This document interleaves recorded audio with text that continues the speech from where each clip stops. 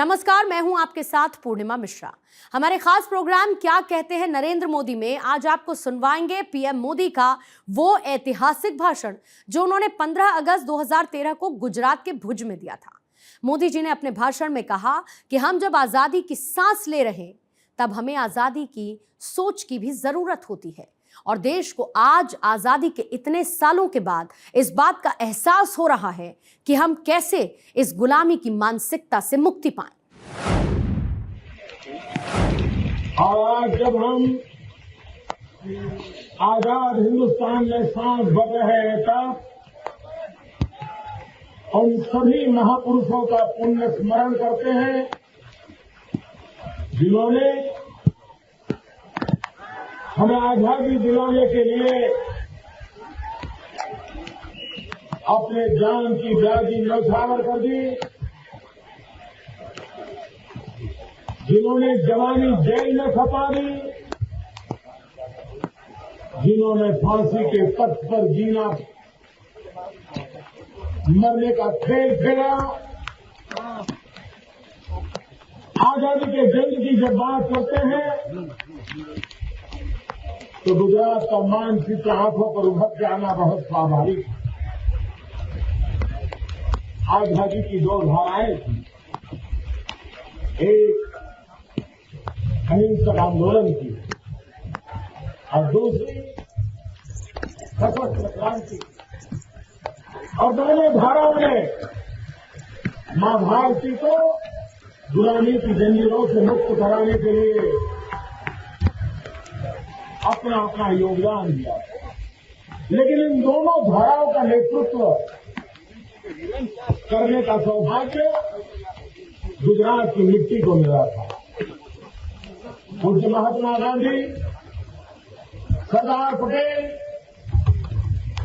आजादी जंग के और पूरे विश्व की मानव जीवन की मुक्ति के मसीहा के रूप में उभरे थे। और इसी तरह सशस्त्र क्रांति के नेताओं ने इसी मेरी कच्छ की धरती का संतान क्रांति गुरु शांति कृष्ण वर्मा, सरदार सिंह राणा, मैडम कामा, ये क्रांति गुरु थे जिन्होंने आजादी के दीवानों को मर मिटने की प्रेरणा दी। और उस में हमें गर्व है, हम उस मिट्टी पर से खड़े होकर के आज भारत के तिरंगे झंडे को लहराने का हम सभी देशवासियों को सौभाग्य मिला है। भाइयों बहनों, देश आजाद हुआ लेकिन आजादी के दीवानों के सपने पूरे हुए थे। क्या अब भी हमें पूरी आजादी मिली है? ऐसा सच्चाई नहीं है कि आज भी हम मानसिक गुलामी के शिकार हैं। आज भी हमारी घिसी पिटी सोच हमें आगे बढ़ने की ताकत नहीं देती है। क्या आज भी पिछले 60 साल से रटी रटाई बातें हम सुन के थक चुके हैं? क्या ये सहिष्णुता, ये स्टेटस मानसिकता उसने देश की प्रगति में रुकावट नहीं डाली है? अब इसलिए हम जब आजादी की सांस ले रहे हैं तब आजादी की सोच की भी जरूरत होती है। और देश को आज आजादी के इतने सालों के बाद इस बात की महसूस हो रही है कि हम कैसे इन गुलामी मानसिकता से मुक्ति पाएं। भाइयों बहनों, मैं कल महामहिम राष्ट्रपति जी का भाषण सुन रहा, उनका संदेश सुन रहा, उनकी पीड़ा समझ में आती, उनका दर्द समझ में आता। राष्ट्रपति जी के हर शब्द ने भारत के दिल दिमाग को अभिव्यक्त करने का प्रयास। मैं नहीं जानता हूं देश के शासक राष्ट्रपति जी की इस पीड़ा का कोई जवाब दे पाएंगे कि नहीं दे पाएंगे। राष्ट्रपति जी ने कल कहा कि लोकतंत्र देश के अंदर आज हमारे विधान गृह आज हमारे लोकसभा का सदन एक प्रकार से अखाड़ा बन गया है, युद्ध का मैदान बन गया है। उनकी चिंताबाजी है, मैं उनकी चिंता से सहमत हूं, लेकिन सवाल यह उठता है कि विरोधी दल अपनी आवाज उठाने के लिए कोशिश करें, ये तो लोकतंत्र में समझ में आता है। लेकिन राष्ट्रपति की चिंता इस बात की है कि पहली बार इस देश में शासक दल स्वयं लोकसभा को चलने न दे, लोकसभा में रुकावट डाले, लोकसभा को अखाड़ा बना दे। जब सत्ता में बैठा हुआ दल ये करता है तब संकट बहुत गहरा हो जाता है। और इसलिए राष्ट्रपति जी, आपकी चिंता वाजिब है। हम सब ने मिलकर के, चाहे हम राज्य में हो, चाहे हम राष्ट्र में हो, हम सबका जिम्मा बनता है कि राष्ट्रपति जी की भावना का हम आदर करें और हम हमारे लोकतंत्र के मंदिर, विधान गृह हो, लोकतंत्र के मंदिर, हमारे संसद हो, उन सब की इज्जत को बनाए रखने के लिए हम यथोचित प्रयास करें। हमारे राष्ट्रपति जी ने कल ये बात भी दोहराई है, उन्होंने कहा है, पाकिस्तान का जिक्र करते हुए राष्ट्रपति जी ने कहा कि सहन शक्ति की भी सीमा होती है। राष्ट्रपति अपने स्तर पर एक बहुत ही गंभीर संकेत दिया। मैं आशा करता था आज प्रधानमंत्री जी लाल किले से राष्ट्रपति जी ने ये जो चिंता व्यक्त की है उसका सही प्रतिसाद देते, लेकिन पता नहीं क्यों आज प्रधानमंत्री जी से ये बात सुनने को न मिली। मैं ये तो मानता हूं कि इंटरनेशनल रिलेशन को देखते हुए, पड़ोसियों के संबंधों को देखते हुए किस भाषा का प्रयोग करना चाहिए, कैसे करना चाहिए, प्रधानमंत्री के स्तर पर क्या बोला जाना चाहिए, इस बात को मैं भली भांति समझता हूं। लेकिन हमारी सेना का हौसला बुलंद हो, हमारी सेना का आत्मविश्वास बुलंद हो, कम से कम प्रधानमंत्री के पास से इस भाषा की अपेक्षा ये देश करता था। देश के जवान मारे गए और तब जाकर के देश की सेना के मनोबल को एक शक्ति देने वाली बात होनी चाहिए। लाल किला पाकिस्तान को ललकारने की जगह है ऐसा मैं नहीं मानता, और न ही हमने उसमें समय गंवाने की जरूरत है। लेकिन लाल किला हिंदुस्तान की सेना का मनोबल बनाने का सर्वोत्तम जगह है, ये मेरा विश्वास है, और देश की सेना का मनोबल बढ़ाना चाहिए।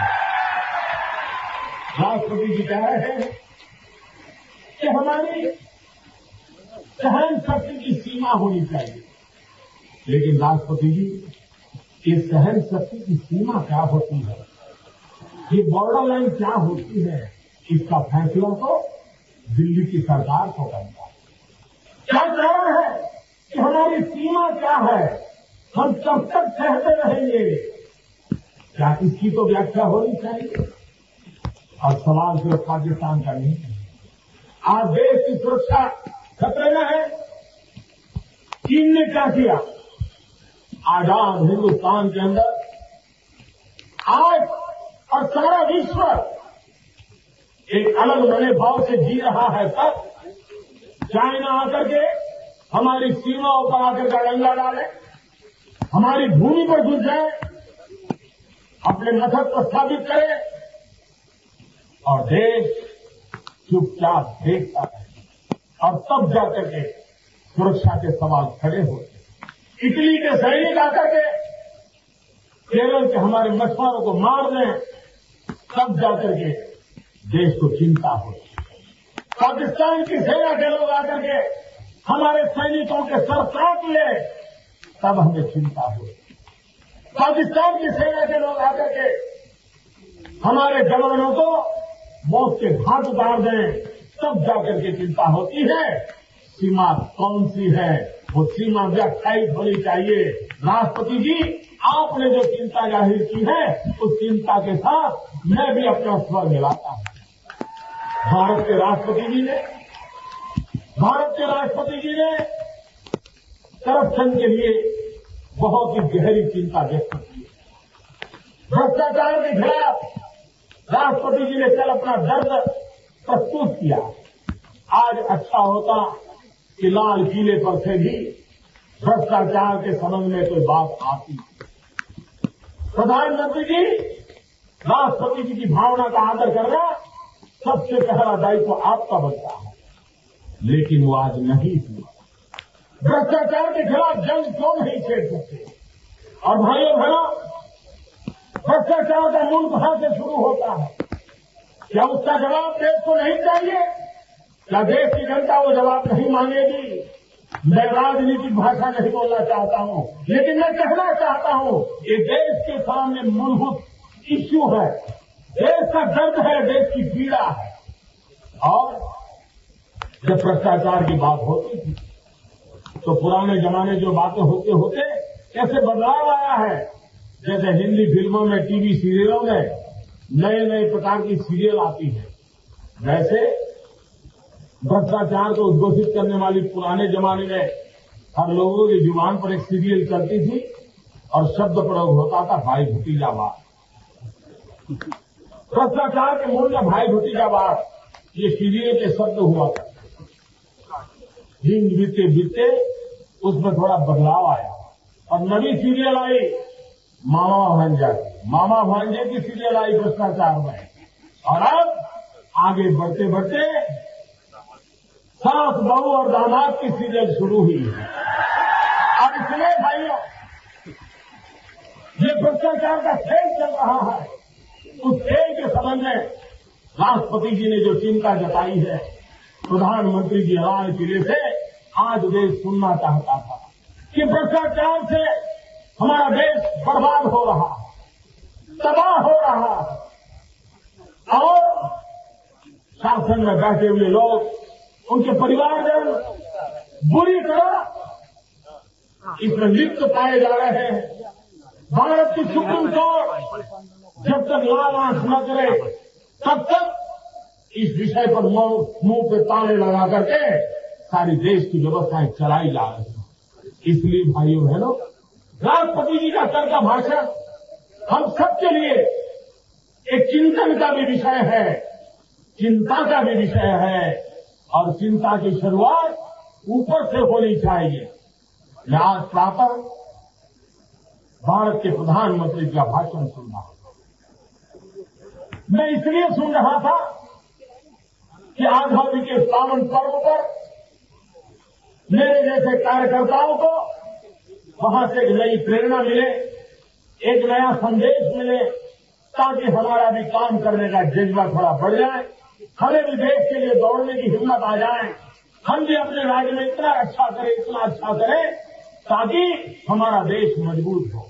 और हमारा तो मंत्र यही रहा है, हमारा गुजरात का मंत्र यही रहा है, भारत के विकास के लिए गुजरात का विकास। हम देश की भलाई के लिए गुजरात के जितने जो भी आए वो पूरा करना चाहते हैं और ये दायित्व हम सबको निभाना चाहिए। और ये हमारा कर्तव्य है, ये उपकार नहीं है, ये एहसान नहीं है, ये हमारा कर्तव्य है। और उस कर्तव्य को निभाने के लिए हम चाहते थे कि आज प्रधानमंत्री जी के लाल किले के भाषण से हमें कोई अच्छा संदेश हो, लेकिन मैं बहुत निराश हूं, बहुत निराश हूं। और सिर्फ मैं नहीं, पूरा हिंदुस्तान निराश हुआ। प्रधानमंत्री जी, आप इस देश के प्रधानमंत्री